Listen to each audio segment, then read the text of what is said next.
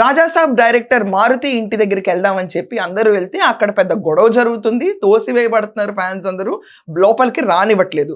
And 24 గంటలు అయిపోయింది Raja Saab release అయ్యి, ఇంటర్నెట్ మొత్తం డిజాస్టర్ రాజాసాబ్ హ్యాష్ ట్యాగ్ నడుస్తున్న మారుతి బయటకు వచ్చి మాట్లాడడానికి నిరాకరిస్తున్నాడు. ఎక్కడ కూడా కనపట్లేదు. ఈ సినిమాకి whole and soul responsibility for the failure ఎవరిదంటే కేవలం మారుతిదే.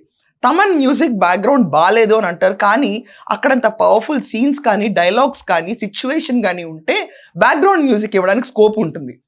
ఒక ప్లెయిన్ సబ్జెక్ట్, లిటరలీ ఒక వేస్ట్ స్క్రిప్ట్ని తీసుకొచ్చి దాంట్లో తమన్ని బ్యాక్గ్రౌండ్ స్కోర్ బాగాలేదంటే అతను మాత్రం ఎంత కొడతాడు? తమన్కి బ్యాక్గ్రౌండ్ హిస్టరీ చూసుకుంటే కనుక అన్ని ఫిలిమ్స్కి అతను బ్యాక్గ్రౌండ్ స్కోర్ బాగుందని వస్తుంది, కానీ ఈ ఫిలింలో బ్యాక్గ్రౌండ్ స్కోర్ కూడా బాగాలేదని చెప్పి అందరూ అంటున్నారు. నాకు అదే అనిపించింది. బ్యాక్గ్రౌండ్ స్కోర్ ఇంత బాగోపడానికి కారణం it's a very weak script.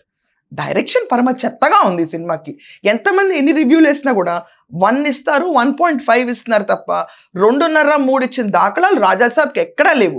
దీంట్లో హీరో ప్రభాస్ గారి మీద అందరికీ పాజిటివ్ ఇంప్రెషన్ పోరవుతుంది తప్ప మారుతిని ఎవరు స్పేర్ చేయట్లేదు. సో ఇంత రష్ జరుగుతుంది, ఈ ఫ్యాన్స్ అందరూ ఓపెన్గా వచ్చి ఖండిస్తున్న తరుణంలో మారుతి మిస్సింగ్, ఎక్కడా కనపట్లేదు డైరెక్టర్ మారుతి.